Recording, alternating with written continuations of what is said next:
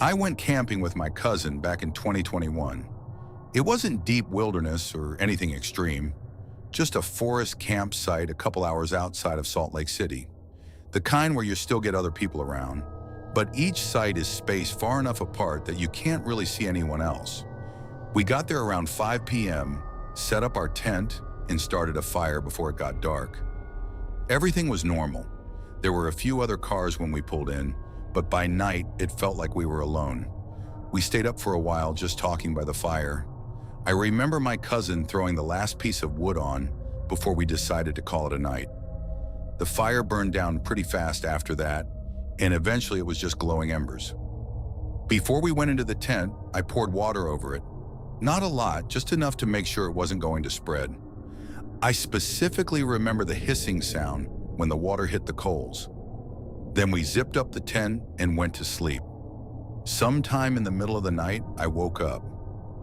I don't know what time it was, but everything outside had that really still, late night feeling. At first, I thought I heard something, but I couldn't tell what, so I just laid there listening. Then I noticed something strange. There was light outside the tent, not bright, but enough to see shadows through the fabric, a flickering light. I thought maybe the fire had somehow started back up, which didn't make sense because I had poured water on it. Still, I didn't want to wake my cousin over nothing, so I slowly unzipped the tent just a little, just enough to look out.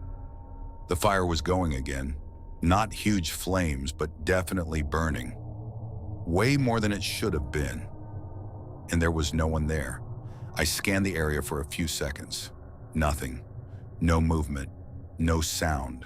No other light. Just our fire, burning like someone had added wood to it. I zipped the tent back up and just sat there for a minute, trying to think of a logical explanation.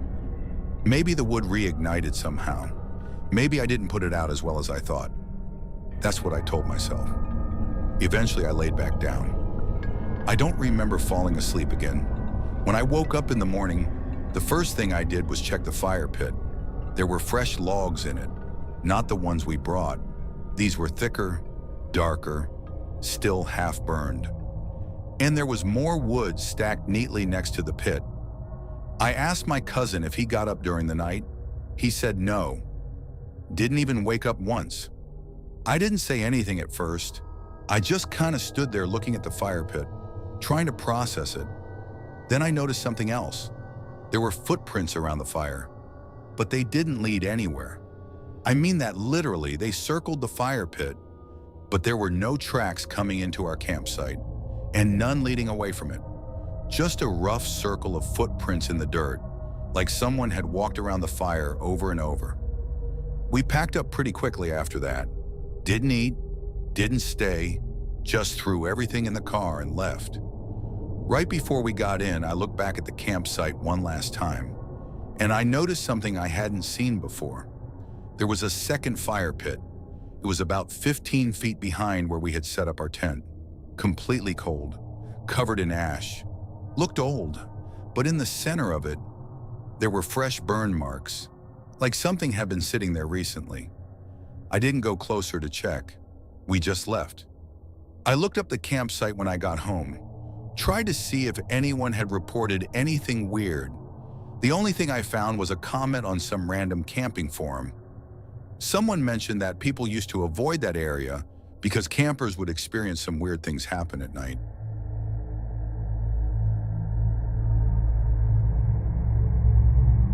I used to actually like camping. Not the extreme kind, just normal trips where you set up a tent, start a fire, and get away from everything for a night or two.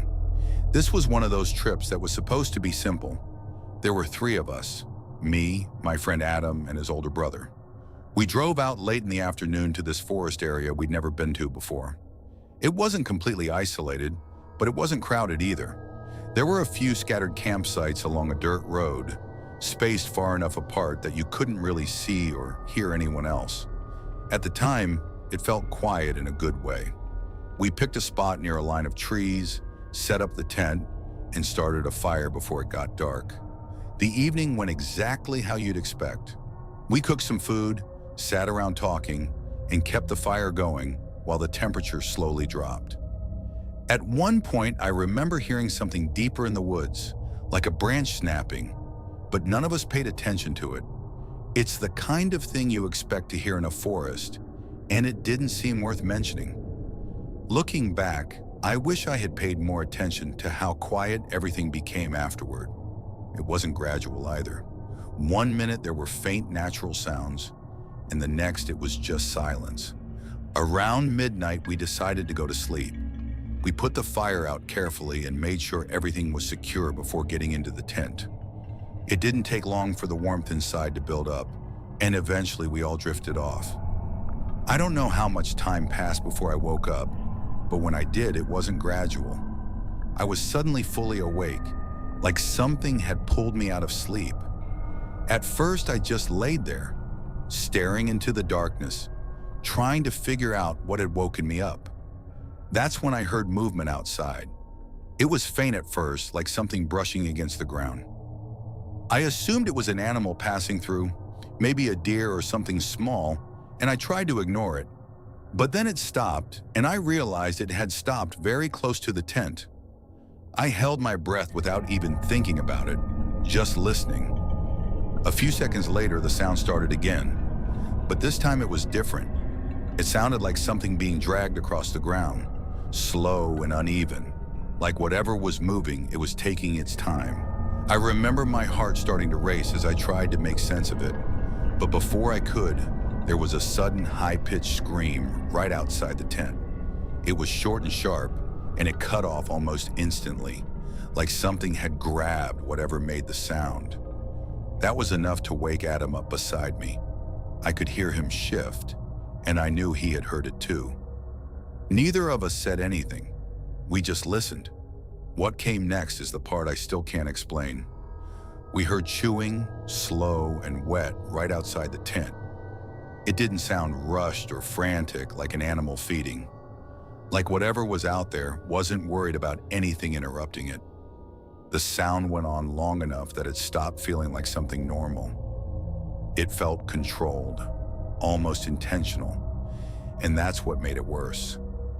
After a while, the chewing stopped, and for a brief moment, everything was silent again. Then we heard it breathe. It was deep and slow, not like the quick, sharp breathing you'd expect from an animal. It sounded steady, almost calm. Adam leaned slightly toward me and whispered if I could hear it, but I didn't answer. I didn't want to make any noise at all. A few seconds later, something pressed against the side of the tent near my legs. The fabric pushed inward slightly, enough to show the shape of something on the other side. It didn't move right away. It just stayed there, and I could hear the breathing more clearly than before. There was also a smell, something damp and rotten, like wet dirt mixed with decay. I remember thinking that it was going to push through the tent at any second, and I was just waiting for it to happen. Instead, after a few seconds, the pressure slowly disappeared. The shape moved away, and the breathing faded with it. After that, there was nothing. No footsteps, no movement, no sound at all. It was like whatever had been there just stopped existing. None of us slept for the rest of the night. We didn't talk about it. We just stayed still and waited for morning. As soon as the sun came up, we got out of the tent. The first thing I noticed was the ground outside. There was blood, fresh enough to still be dark against the dirt, and pieces of something scattered nearby. There was fur and small bones, like whatever we heard had been torn apart right next to us. What really made it hard to process were the tracks around the tent. They didn't look like paw prints, and they didn't look human either. They were uneven and irregular, like whatever made them didn't move the way it was supposed to, like it had been walking around us for a while. We packed everything quickly and left without saying much. Even now, I've tried to come up with a reasonable explanation for what we heard that night, but nothing really fits. Animals don't behave like that, and they definitely don't sound like that. The part that stays with me the most isn't the scream or the chewing, it's the breathing. It didn't sound wild or panicked. It sounded like whatever was out there, you don't want to see it in person, trust me. And more importantly, knew we were inside that tent the entire time.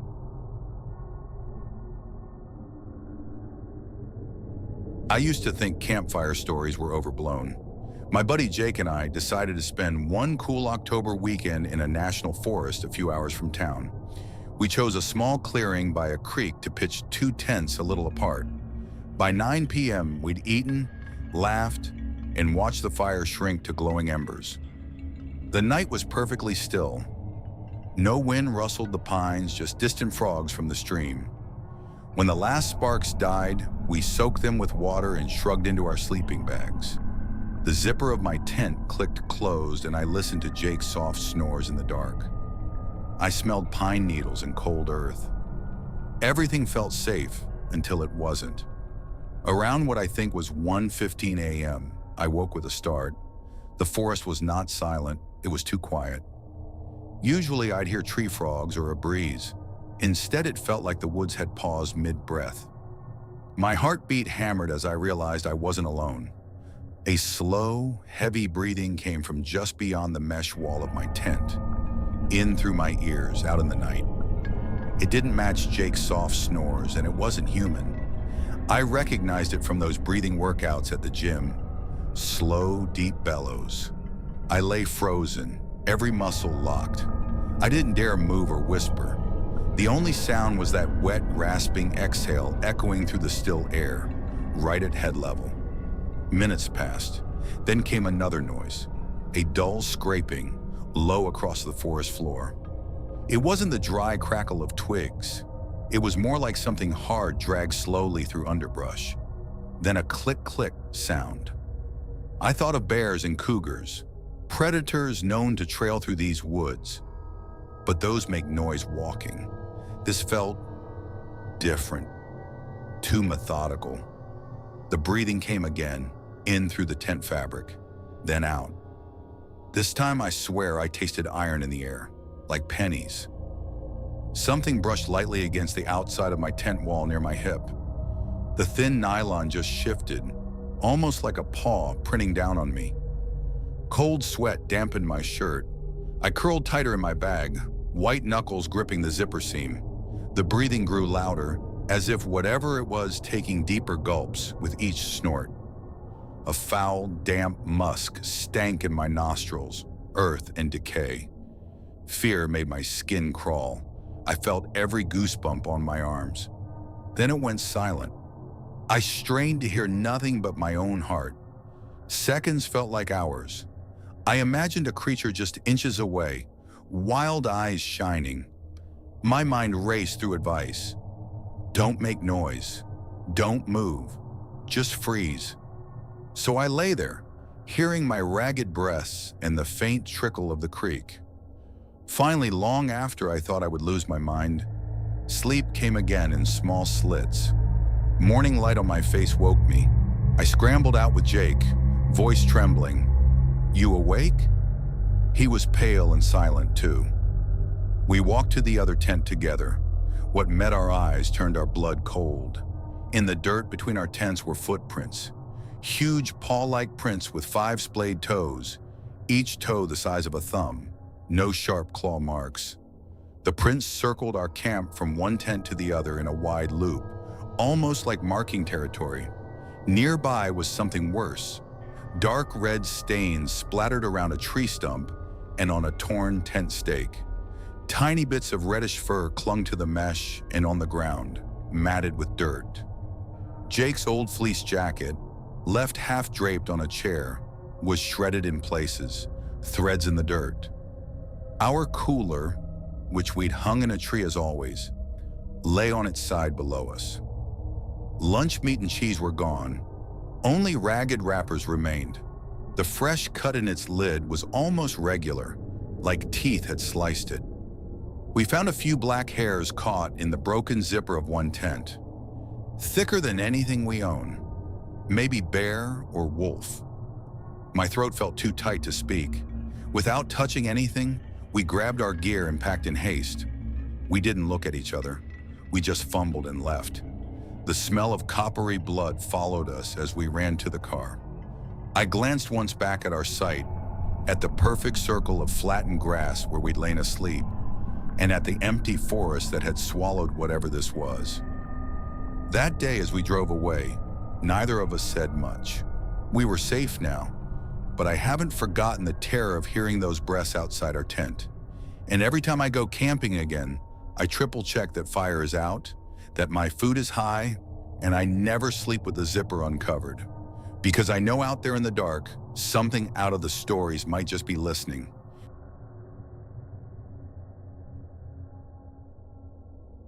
This happened last summer when I went hiking with my cousin. We weren't experienced or anything. We just liked getting out, taking some pictures, and doing something different for the day. The place we went to is actually pretty popular, but we decided pretty early on that we didn't want to follow the main route like everyone else. About an hour in, we noticed this open stretch off to the side of the mountain. There wasn't a trail, just rocks and scattered trees leading upward toward a higher ridge. It didn't look dangerous at all. If anything, it looked like a shortcut to a better view. My cousin was the one who suggested we go up there. I hesitated for a second, but honestly, it didn't seem like a big deal, so I followed him. At first, everything felt normal. It was a little harder to walk without a path, but nothing too bad.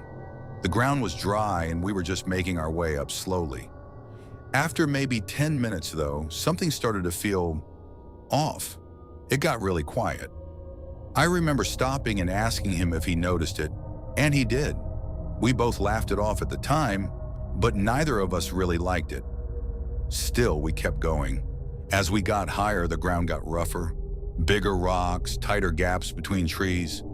That's when we came across something that definitely didn't belong there. It was a small shelter built against a large rock. Not a proper structure, just branches stacked together and covered with a dirty tarp. It looked makeshift, but what stood out was that it didn't look abandoned. There was a plastic bottle on the ground next to it. It wasn't old or faded. It looked recent. That's when I felt it properly for the first time, that we shouldn't be there. I told my cousin we should head back, and for once he didn't argue. He just nodded right away. We turned around to go back the way we came, and almost immediately we heard something behind us. It wasn't loud, just the sound of a rock move slightly, like someone had stepped on it. We both stopped and turned around at the same time. At first there was nothing, just the shelter and the rocks. Then we heard it again, a little closer this time, like someone was trying not to make noise. That's when I noticed movement behind the shelter. Just for a second, I saw the top of someone's head, like they were crouched low and watching us. The moment they realized we saw them, they dropped out of sight. We didn't wait to confirm anything. We just turned and started heading downhill. At first, we were walking fast, trying not to lose our footing on the rocks, but neither of us said anything. We didn't need to. We both knew someone had been there. What made it worse was how quiet it stayed after that. Nothing following us. It almost felt like whoever it was had just disappeared, but that didn't make me feel better. It made it worse. We kept moving, trying to retrace where we came from, but everything started to look the same. Without a trail, there were no clear markers, just rocks and trees that all blended together. That's when I realized we didn't actually know how to get back. We had just been going upward without paying attention. My cousin told me to just keep heading downhill, so we did. A few minutes later, we heard another sound, but this time it came from the side. We both turned, and that's when we saw him. He was standing between the trees, closer than I expected, just watching us. He didn't look like a hiker. No backpack, no gear, just dirty clothes and this still calm posture. He didn't say anything. Didn't move. My cousin told me quietly not to stop walking, so we didn't. We kept moving past him, trying to act like we hadn't just seen him. But the second we got a few steps ahead, we heard footsteps behind us. This time, he wasn't trying to hide it. He was following us. I didn't turn around. I didn't want to see how close he was. We picked up our pace, trying to stay steady on the rocks, but the footsteps behind us matched every change we made. Then my cousin grabbed my arm and told me very quietly not to react. I asked him what he meant, and he just said, "There's another one." I didn't even look, but I felt it immediately. That sense that we weren't just being followed from behind anymore. We were being watched from more than one direction. We started moving faster, almost jogging downhill at that point. I could hear it clearly now. 2 different sets of footsteps, one behind us and another somewhere off to the side, keeping pace. They weren't rushing us. They weren't shouting. They were just staying with us. That's when we ran. We didn't care about slipping anymore. We just ran as fast as we could downhill, crashing through branches and loose rocks. And behind us, I could hear them running too. That's what scared me the most. They were moving like they knew exactly where to step. I don't know how long we ran, but eventually we broke out into an open dirt area, and in the distance, we could see the road. We didn't stop until we reached the car. We got inside, locked the doors, and just sat there trying to breathe. Neither of us spoke for a while. Then my cousin finally said something that stuck with me. He said, "There were 3. I looked at him and told him I only saw 1. He just shook his head and said, "No, there were 3 of them. They were there the whole time." We left immediately after that. I haven't gone back since. But the more I think about it, the more one thing bothers me. That shelter wasn't random. It was placed there, right where someone like us would leave the main route. And the way those guys moved, it didn't feel like they found us. It felt like they were already waiting.